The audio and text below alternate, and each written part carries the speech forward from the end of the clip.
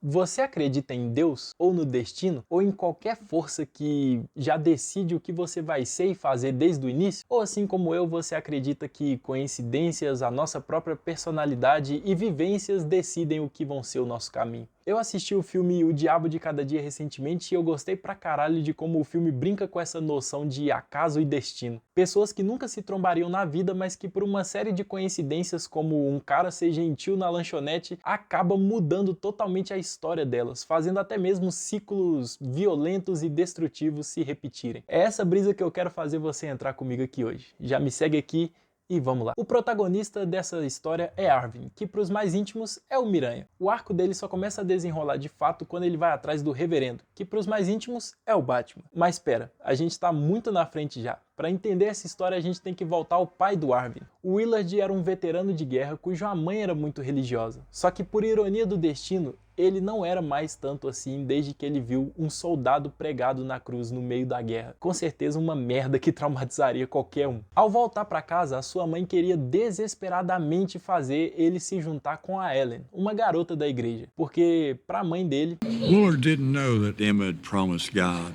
that in exchange for bringing him home safe, she'd make sure he married Helen Hatton. Emma was concerned that something bad might happen if she couldn't keep her promise to God. mas fato é que o homem já havia se apaixonado por Charlotte, uma garçonete que ele conheceu no caminho de volta para casa. O que só aconteceu porque esse homem foi gentil demais cedendo o lugar dele. Esse cara é tão gentil que ele até mesmo deixava outros homens fazer sapecagens com a mulher dele. Tudo bem que depois ele matava esses homens depois dos caras transar com a mulher dele, mas isso aí é detalhe, mais pra frente nós entramos nisso aí. Enfim, 9 anos se passam, Arvin agora já é um hominho, e seu pai segue com o mesmo costume de não frequentar igrejas, mas recuperou um pouco da religiosidade, mantendo uma cruz no quintal de casa, que quando ele sente que precisa, leva o Arvin junto para rezar com ele. E ironicamente ensinando lições que não são tão religiosas assim. Boys might be bigger than you, but the next time one of them starts his shit, I want you to finish it. You understand? E que depois até mesmo ele demonstra essas lições com ações, porque, né, falar é fácil, fazer que é foda. Motherfucker!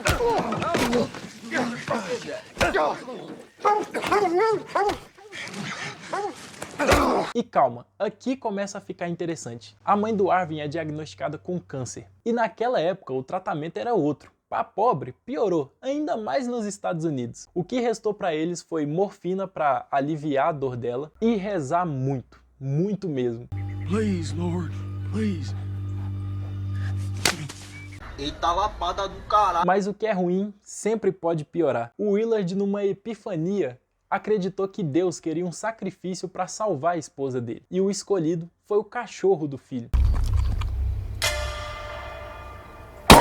E assim, um veterano de guerra complexado e desesperado criou para o seu filho o mesmo trauma e costume que ele tinha. Pregou o cachorro na cruz, tal qual aquele soldado que ele nunca conseguiu esquecer, deixando essa cena marcada na cabeça do Arvin e afastando o menino de qualquer religiosidade que ele poderia ter no futuro. Arvin perdeu o cachorro num dia, a mãe no outro e o pai logo em seguida depois dele se matar. Ele então vai morar com a avó Emma e com o seu tio, e com a sua agora irmã adotiva Lenora. Mas espera, quem é Lenora? Então, mais contexto é necessário. Lembra da Ellen? Ela pode não ter ficado com Willard, mas naquele mesmo dia que eles se conheceram na igreja, ela se apaixonou pelo novo reverendo da cidade. O que explode a minha cabeça porque olha a cara desse filho da puta de psicopata, maluco, doido, biruta, padre do balão do caralho. Mas tudo bem, né? Ou não. Fato é que eles construíram uma vida e tiveram a Lenora. Mas ele não tinha só a cara de maluco. Ele era biruta mesmo. Faltou um doutor na vida desse cara.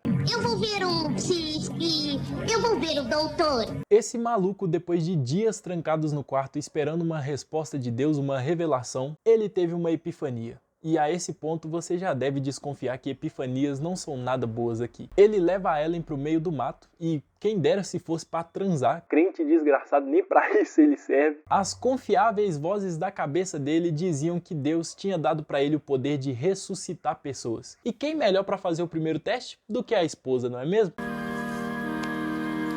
obviamente dá errado, ele obviamente foge e até mesmo deixa o seu irmão PCD sozinho no meio do mato. Por favor, não confundir PCD com PCX, que é pessoa com xereca. E aqui temos uma das primeiras grandes coincidências ou castigo divino. Eu deixo pra vocês responderem. Ele pega carona com aquele casal. Não tá lembrando quem que é? Então vamos rebobinar um pouquinho. Please. You take pictures? In the years to come, Carl would call Sandy the bait, and she'd call him the shooter. Only when I find a smile pretty enough to photograph, that is. And they both call their victims the models. I'll have to think about it. Ele é morto e Lenora, assim como Arvin, vai morar com a Emma. Avança 9 anos no futuro e a gente volta para onde a gente tinha parado. Avança mais um pouco e agora sim essa jornada vai começar de verdade. Reze pro Deus de sua escolha e vem comigo. Os dois irmãos adotivos, juntos por um acaso conveniente demais, tinham personalidades distantes. Arvin lembrava o seu pai, durão, disciplinado e nada religioso. E Lenora lembrava sua mãe. Era doce, do tipo que perdoava, e muito religiosa, do tipo que não faltava nenhum dia na igreja. É até engraçado porque se o Willard e a Ellen tivesse dado certo como a Emma queria, muito provavelmente Arvin e Lenora seriam desse exato mesmo jeito, só que com um elo de sangue. Parece que, tá ligado? Era o bagulho que ia acontecer mesmo, era pra acontecer essa porra. Arvin tinha o costume de, depois da escola, levar a Lenora no túmulo da sua mãe. Ela gostava de se sentir perto da falecida. Lenora sofria bullying na escola, e o Arvin sempre tentava proteger. Eu tô falando isso porque é importante. Olha só, Arvin aprendeu com seu pai que Boys might be bigger than you. But the next time one of them starts his shit, I want you to finish it. então ele planeja como acabar com essa confusão e no dia de executar, ele não fica lá no túmulo da mãe da Lenora com ela. Ele vai fazer o que é o desejo de muitas pessoas. Descer o cacete, né, adolescente?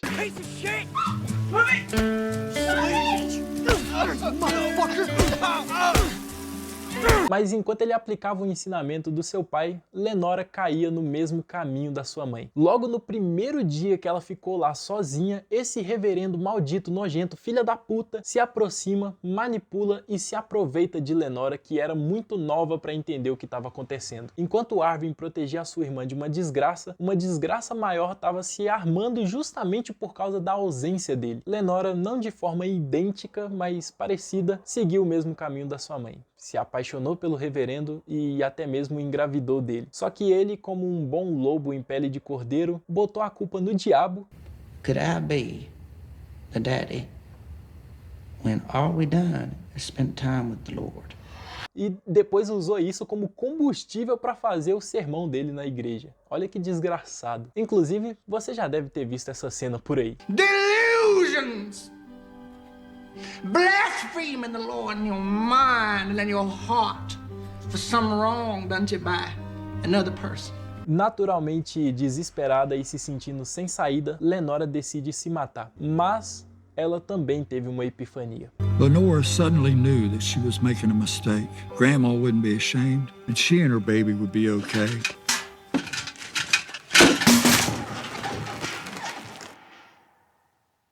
E eu falei pra vocês que a esse ponto vocês já deviam saber que epifania não traz nada de bom aqui. De certa forma, dá pra dizer que as duas perderam a vida pra falsos profetas e aproveitadores da fé alheia. Arvin agora tá motivado a vingar a sua irmã, já que ele não pôde protegê-la. Ele segue, observa e mapeia os movimentos do reverendo até o dia de executar a vingança. E no dia é uma cena muito foda, porque ele chega na igreja com a desculpa de confessar os seus pecados. Só que cada pecado que ele confessa é na verdade uma ação que o reverendo fez, deixando muito claro o porquê que ele tá matando esse filho da puta.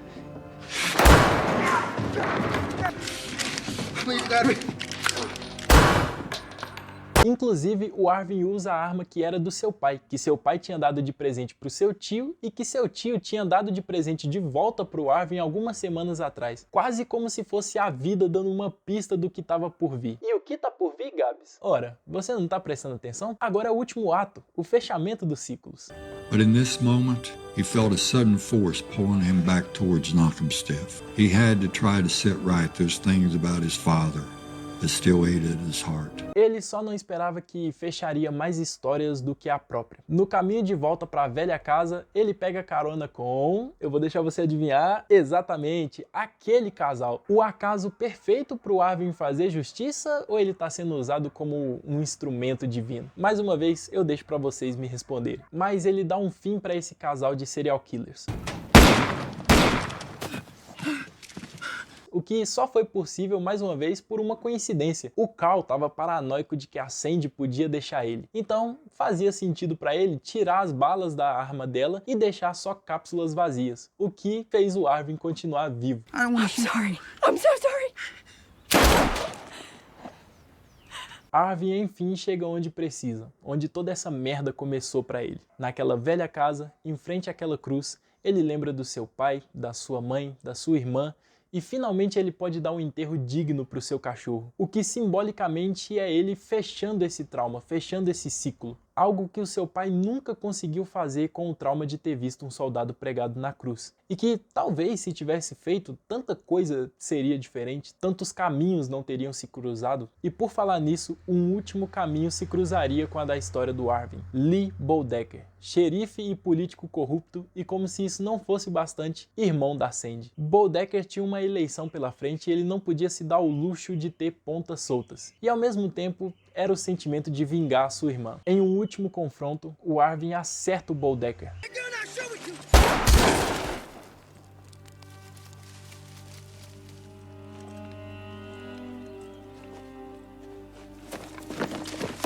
E nos instantes finais da vida do xerife, o Arvin tenta explicar que não queria fazer aquilo, porque ele realmente não queria, e tenta explicar que Sandy era uma pessoa ruim, coisa que o Bodecker obviamente sabia. O Arvin até mesmo deixa uma foto que era prova dos crimes dela no bolso do Bodecker para que quando a polícia chegasse eles vissem aquilo. Arvin foi o responsável por encerrar uma série de ciclos que talvez não teriam acontecido se um homem fosse menos gentil numa lanchonete, se uma promessa divina tivesse sido cumprida, ou até mesmo se o seu pai soubesse lidar melhor com os sentimentos e com seus traumas. Mesmo com a ausência de Willard na vida do Arvin e da Ellen na vida da Lenora, eles acabaram seguindo caminhos muito parecidos com os dos seus pais. Arvin, no entanto, por causa do acaso perfeito ou de uma ação divina louca, sádica e até mesmo punitiva com os inocentes, conseguiu fechar os ciclos que ele precisava, podendo agora de fato ter o seu livre-arbítrio sem nada segurar ele. Então, eu faço a pergunta, numa história onde o narrador destaca tanto o acaso e coincidências, mas que tem uma religiosidade tão forte,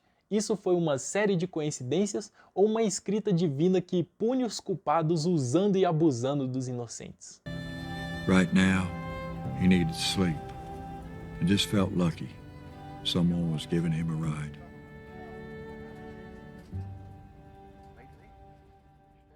Enfim, responde aí nos comentários o que você acha. E se você está se perguntando se eu sou ateu, se eu tenho alguma religião ou algo do tipo, cuida da sua vida.